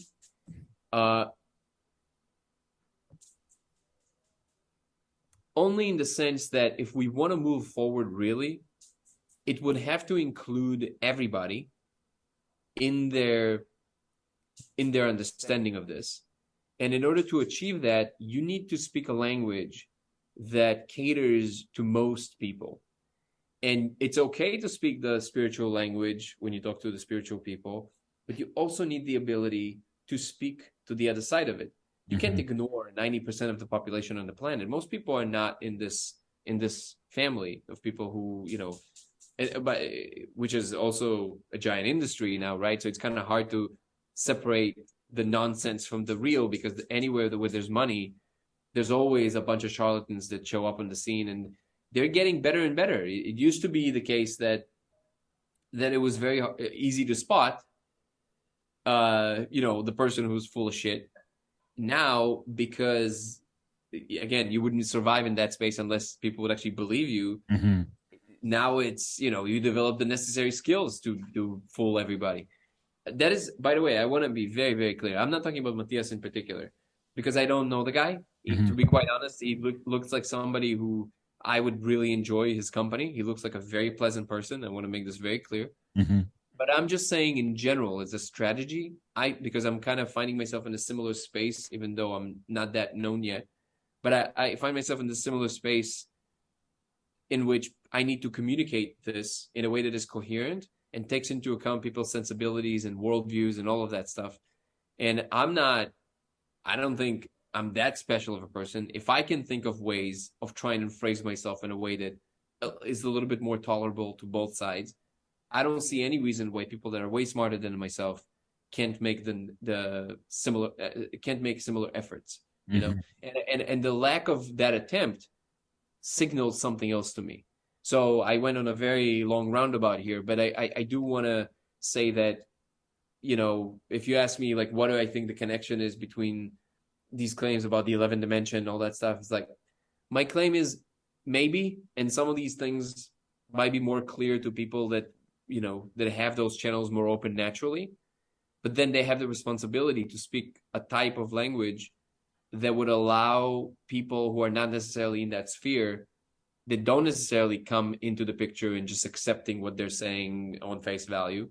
They have the responsibility to speak the language that will allow these people to partake as well and try and understand. If you're saying fifth and sixth dimensions, okay, how does this connect to what we understand about physics? Did you think about maybe having a conversation with a physicist that is open-minded and try and talk to and if you then want to say, no, but this is different kind of dimensions, great. But dimensions already mean something in the way we use it in technical terms. So why don't we pick a different word? Why don't we pick a different word for what you're saying if you mean something else by dimensions? Mm-hmm. And if you don't mean something else by dimensions, then let's connect it to what we know about dimensions. So all I'm saying is that there are ways in which we can connect what the spiritual world is doing and science is doing in a way that is coherent and is sensitive to the fact that not everybody are necessarily on board automatically with what either side is saying. Well, ultimately, it's still such an unknown, isn't it, mate? Thank you so much for explaining that, because that's been really, really helpful. My next question to you would be: has the discovery of the laser and thus the DMT conversation, has that as information, has it lessened your fear of death? Yes. If you have a fear of death. I don't remember necessarily that even before that I was afraid of death. I think that actually meditation kind of really helped me with just accepting what in fact is unfolding. Mm-hmm. I did face death a few times, sometimes from stupidity, sometimes from situations that were kind of forced upon me. And the last time that it happened, I remember very clearly that I thought that was it, and I really made peace with it. So I don't know if you're happy to share. Is that something you're happy to talk about? Oh, it was just really stupid. I just took a bunch of Adderall and a bunch of Xanax at a certain point. And I let them battle it out, and I at a certain point started feeling the shoulder and the whole thing, and the back started the heart attack tail signs, and I just basically laid there, and I was convinced that was it, because I started feeling the pounding, and I was like, okay, well, I guess I can just call 911 or something. But it feels like that was in a different lifetime. It was, partying a lot. I was doing all kinds of nonsense. I guess the thing that from this experience, the thing that I recall very clearly is that I really let go. So in that sense, I feel like you don't know until you have to face it, right? So I guess in that moment I faced it, and it doesn't automatically means that would be the case always. Maybe the Xanax in the blood definitely helped with like just like letting it be. But yeah, I don't know if in that sense it changed it, but I do know that now it's clear to me that there's more to this. But I don't necessarily think that's I don't necessarily think that's an easier time conceptually, because it's almost easier to think that like at a certain point at least this ends and you don't have to handle any of it anymore. Yeah. It's actually like, wait, that means that you're telling me there's a possibility that this is forever. I don't know if this is a blessing. Yeah. It's like holy shit. It's one thing to aim as humanity to be immortal, like that we don't have to die if we choose not to. That's one thing. But to be amortal, someone who can't die no matter how much you try, that's prison. I'm not really sure, that's good news. So in that sense, that would be my answer. I think I'm okay with death, like not being in this world or not being part of existence anymore. But knowing that it might continue, even if it's in a different form, that opens a whole new set of questions. Well, I think my biggest fear of death. We touched on this in the first podcast actually, when you mentioned about death could very much be the birth of something else, and it just feels like death at the time. But it's you're born into something different, or you go somewhere else. But my fear of it, is the finite nothingness. Yeah. That's my fear. Yeah. But there's nothing after this? No, but yeah, if you have to experience the nothing. So if you had to experience it, yeah, you're right. Yeah, that, because if it's not, then it's not a problem. Yeah.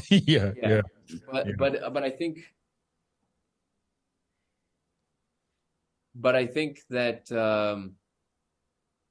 that's actually a great question, because I've seen this a few times, and I've heard other people experience this, where they experience the unity without the unity with the one, their God, basically, without the serenity.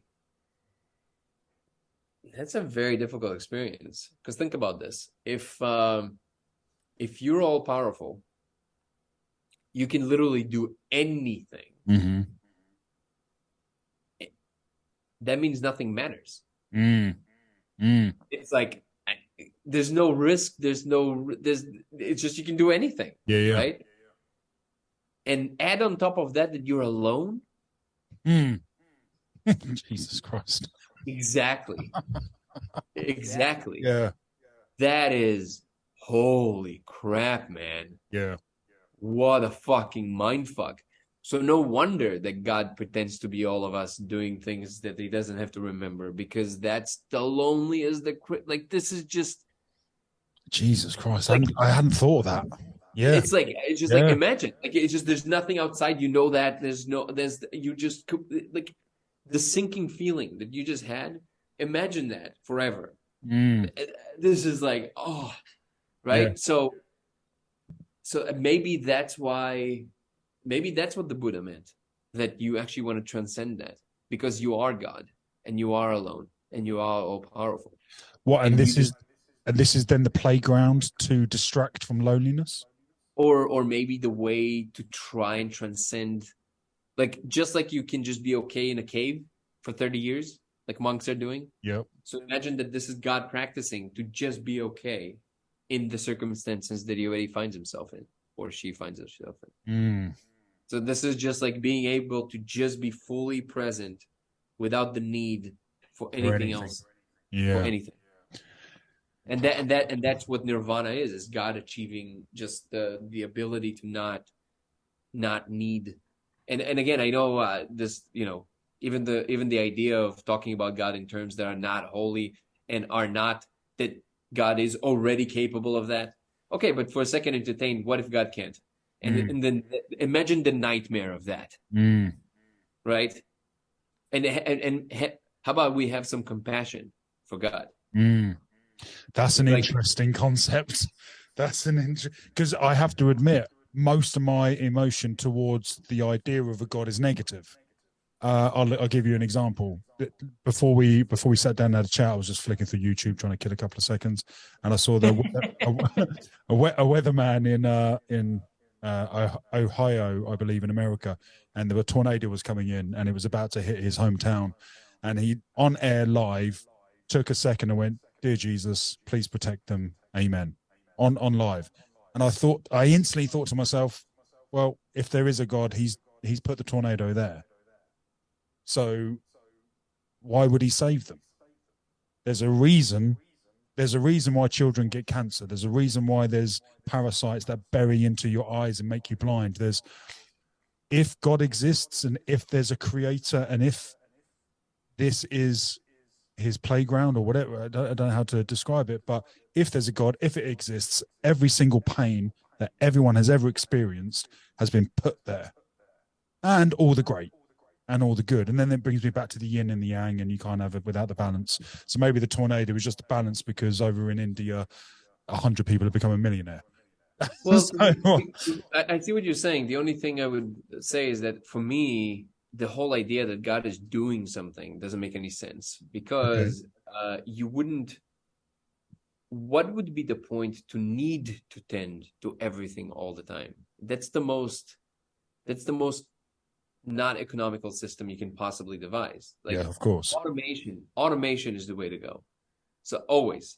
And we have this idea of automation as something, part of the Industrial Revolution, something bad. But no, like, automation is just the knowledge of what causes the process to happen, and then knowing also how to set in place other processes that can keep causing it to happen if you need it to be caused to happen.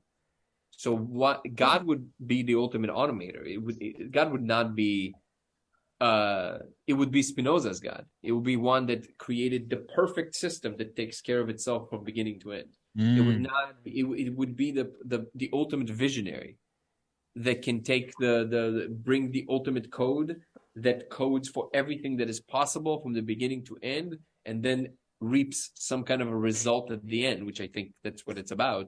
If you think of souls as those units that basically persist from the beginning of time till the end of time, and they go through different portions of reality and all those possibilities, but they maintain some kind of a core component that keeps them the soul, right?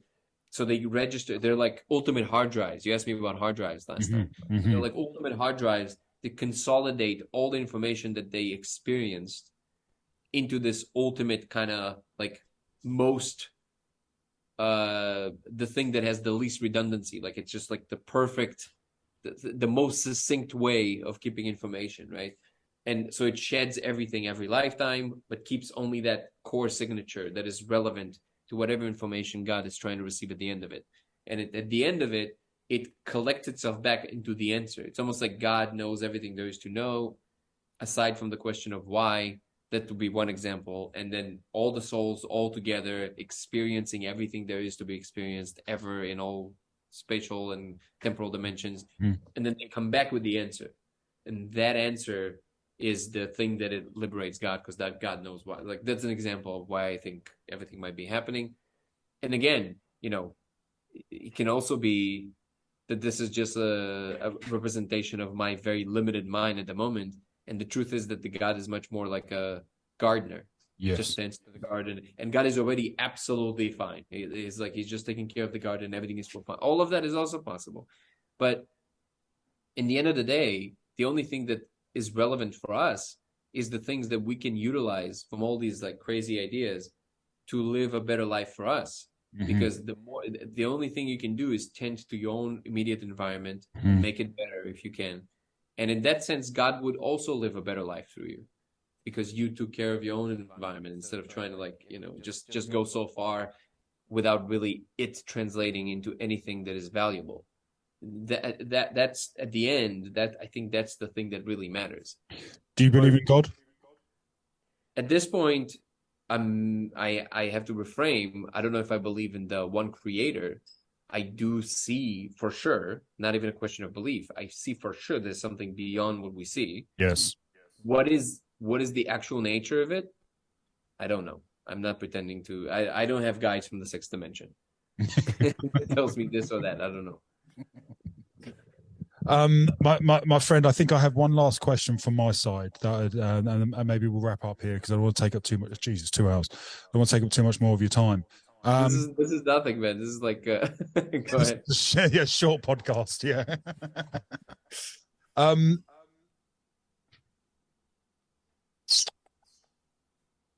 Just trying to choose which one I want the answer to first. I'm amazed that the phone held up this whole time. Oh, good effort. What percentage you got left? Oh, I don't know. I can't see because it's still running. I see. So watching the podcast, I'm going to say the Graham Hancock podcast, but I know it wasn't. But the podcast Graham Hancock was on with the study and the participants. The first question I suppose to answer is, and you've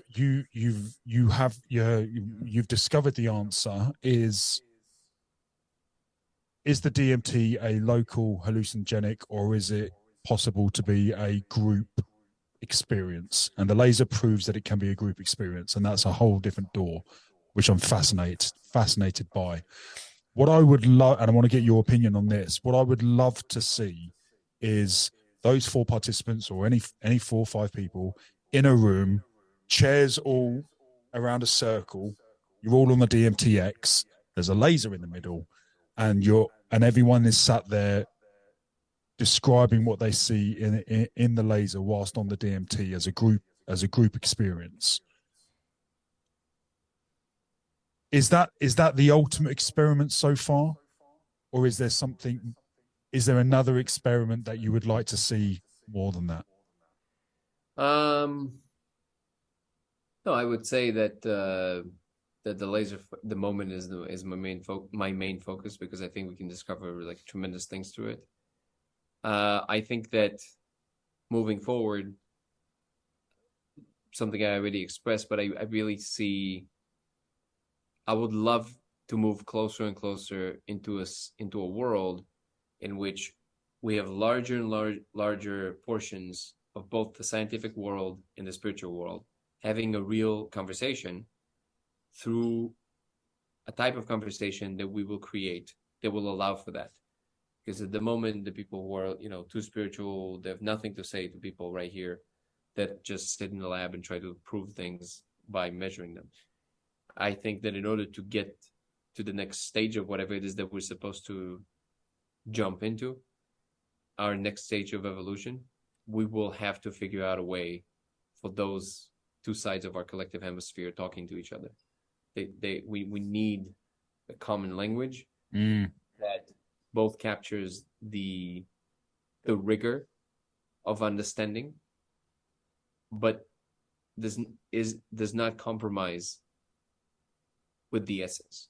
Like, it actually captures the meaning that we draw from whatever it is that we're interacting with. So if we discover something about, space, it's fine to talk about it in terms of like, these galaxies are doing this thing, and these gamma rays are doing this thing. But it should also be expressed in a way that is much closer to, what Carl Sagan used to do with Cosmos. Like this, like much more profound thing. Like the profundity of it should not disappear just because we want to appear rigorous. They both are very important to what we're doing as humans. So is there an experiment that I want to see more? Yeah, I want a container that allows for this communication to happen in it. And I maintain, and I put on the table as a proposition, that we will make discoveries of a kind and of a flavor that we never dreamt of before, if we allow for that. If we stop feeling allergic when somebody's talking, just about numbers, and the same when people just talk about meaning and entities, yeah. Yeah. So I want those to start communicating more with each other. And then I think that we will start seeing a very, very different kind of world. I feel like DMT X is a discovery which is incredibly amazing. However, the discovery that you have made with the laser, I feel, and I really don't say the next sentence lightly, I feel it's the biggest discovery of mankind because it answers the next question. It answers the question. It answers the question that we're not alone. Everyone loves aliens and that whole idea. I think we're looking in the wrong direction. I think we're too busy looking there rather than looking here. And it feels like to me the DMT conversation, but more specifically your discovery with the laser would change the very fabric of how every single one of us would think. As self-serving as that sounds, I have to agree with you. Mm. I think it really is that big. I really think it changes things to that extent. Mate, I'm positive of it. Yeah. But hold on, it's finally shut off. So can I have your I want to plug it in. So as self-serving as that would appear, I do think you're right. I do think this is it changes things to that extent. It's that big. I agree. But I do think it's just the beginning of it. I do think that this is only the first step in something much, much larger that we will all come around together. Well, you found the door. So now what's on the other side? That's that. I suppose that's the most incredible, exciting part of it. Yeah. That's the perfect end. That's the perfect end, mate. You just saying, yeah, we'll cut there and then we'll go on to the next one. That's fucking brilliant. Mate, what do you want to say? Yeah, I've been pondering whether or not I should mention this at all. And I've been thinking about this now for the last couple of weeks since we spoke. And your absence going to the festival was perfect because it gave me real time to think without getting too overexcited like a child. And I was able to give it some real thought. Now, my experience with life is very much my ego is as big as my alpha. I never met an individual which I've really paid much attention to or was able to teach me as much as you have. And I've always wanted to lead, and I've never ever followed ever in my life. And I've always wanted to be the guy who's led people to a better place because I've spent 13 years trying to help people improve their lives. I feel like I have a destiny, if that's the word, to want to help other people. And now I try and put a smile on people's faces, trying to help them that way. And I've felt compelled to lead. I have a group of friends, and they're very much thankful, and I'm very blessed and humbled to have them in my life. But they very much look at me to give direction and a way to go, and I love that element of it. Well, my ego does. But you're the first person, mate, I've ever met where I've wanted to follow. I've never had it, mate, and you've had such a drastic, positive impact on me.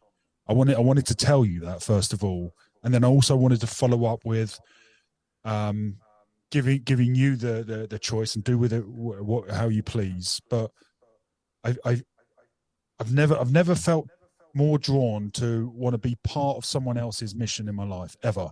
And if at any point you can see any value that I can help you with to further progress where you're going, mate, I just wanted to let you know I'm all in. Like, I'm fascinated by the topic. I'm fascinated by you. I'm completely on board to want to know more. And I just wanted to let you know, mate. That's that, really. You like this is extremely moving, man. This is incredible what I'm hearing right now. So I deeply thank you for, first of all, being open, because that's a big thing to say, especially for someone who, a little bit more on the leader side, and it's not really your cup of tea to say things like that.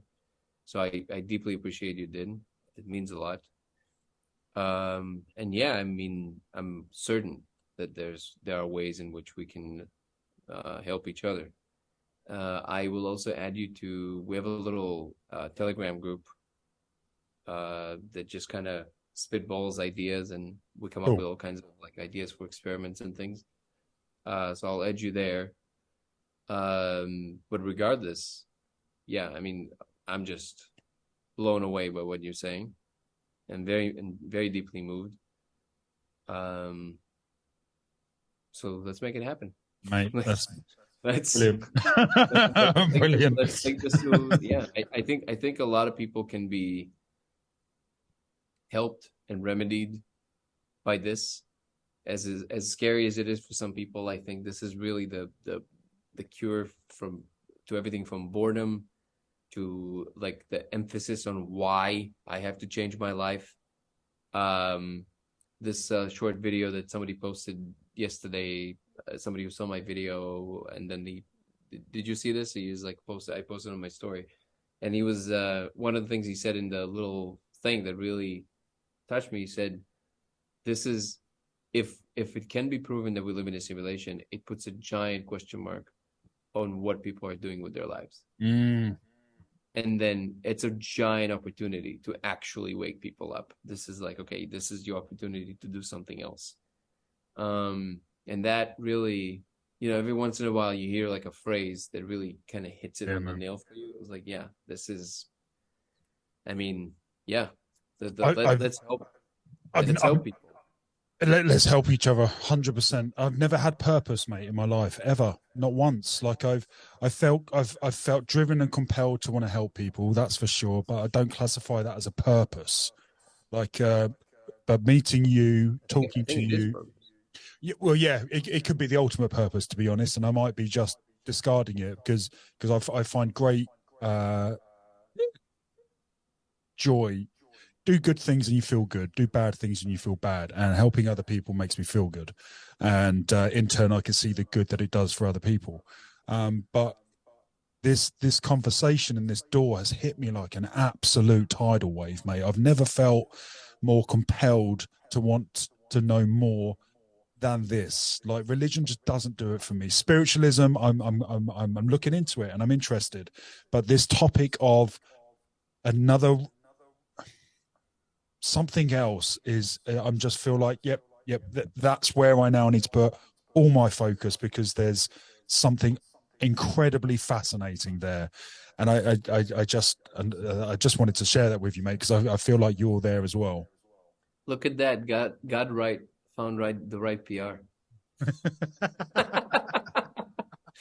Feels like all this Jesus bit, it's not working anymore. Let's do 2.0. we gotta get to them in some other way. Yeah, the Jesus thing's not working anymore, guys. You got to rebrand. Yeah, you gotta rebrand. Yeah, that's it's funny, you were talking right now, and that kind of what it feels like, which is like the divine was like, Jesus fucking Christ, sorry Jesus, I didn't mean that. He's like, what? Okay, I need ideas. They're just like, they're beyond repair. Like, I don't know what to do. And then somebody's like, lasers.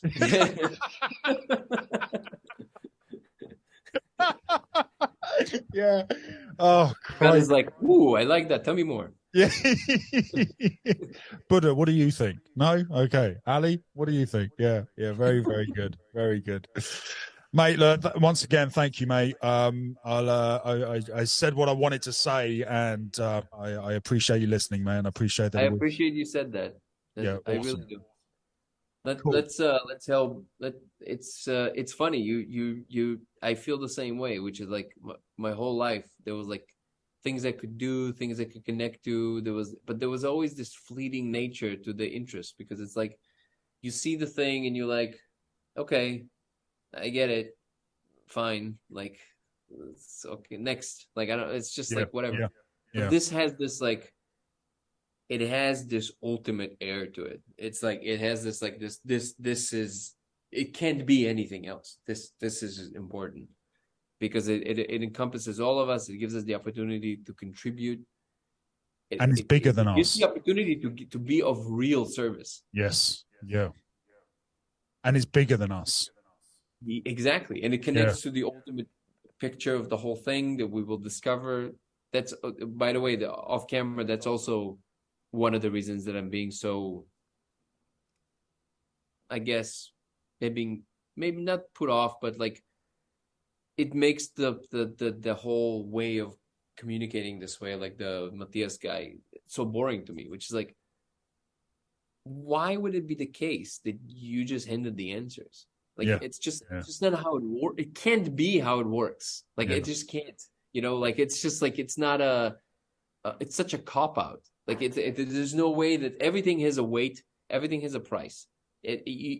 Something goes here, something comes out here. Like, there's no like just ultimate everything. Otherwise, it's just a soup. It doesn't make any sense. So something tells me that if you got answers, there had to be a price there that you're not paying attention to. As soon as, to be honest, the first cynical question I had when he was talking about, or whoever the person was I was talking about the 11 different dimensions, and it's a ladder and you got to go up or you get pushed down, blah, blah. I thought, why 11? Why not 50? Why not 4? Like, why 11? 105 gazillion. Yeah. So straight away it was a doubt. It was okay. No, 11 dimension. I'll tell you why. Because we in string theory, string theory doesn't work without an 11 dimensional manifold. So that number is unique. Right. I see. Okay. But that's why it might be that's why they borrow that number. Isn't string theory quite? The last thing I heard about string theory was that it was not necessarily as accurate as they thought it was.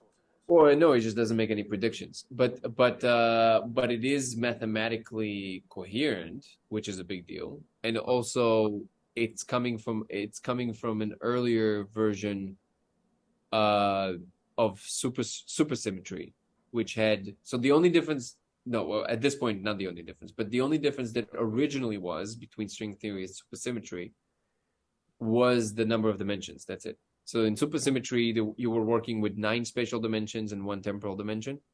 And in string theory, you're working with 10 spatial dimensions and 1 temporal dimension. So that's the only difference. Gotcha. The reason I'm mentioning that is because superstring theory actually makes some predictions that we could measure. And now also seem to be more of a bunk because they can't find the the supersymmetric partners. But it just gets very technical.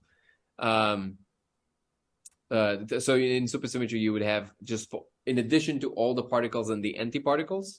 So it's not the particles and antiparticles. And particles and antiparticles are together in one group, and then you have a supersymmetric version of them, like another hand, which is instead of quarks, you have squarks. So it's like supersymmetric quarks, and it's like all that shit. So if the way that I view this entire enterprise of physics is that what they're doing is they keep compensating for the gap that they themselves created by taking experience out of the equation, and they keep running into those walls because they try to fill in the blanks of the wall with very sophisticated math. And because they are so smart, you can say this without a doubt that theoretical physicists are the smartest people on the planet. There's no question about that. That you got to be like insanely smart. Like you got to be a genius. It's just crazy how smart they are. But because of that, they don't have a lot of policing happening because if they run into their own narratives, nobody can pull them out because nobody understands what they're talking about. See what I'm saying? So they ran into this maze that only they can solve, and nobody can follow them in there or help them do anything. And now what I'm saying, I'm nowhere near that smart. But what I am adding to the picture, I'm saying, guys, if you just reintroduce experience back into the picture, I know it's hard, but I promise you it's way less hard than what you're doing right now. If you reintroduce experience into the picture and put qualia squarely in the middle, you will see a lot of your problems will resolve themselves. But you have to do that. And this is the PR war that will have to be won, which is you have to convince now the entire community of physics that they have to somehow think about how to put experience into the equations. Do you understand how crazy that is? This would the only way to answer all of that. But the number 11 is from some string theory. Gotcha. I see. Mate, thank you so much for your time. I'll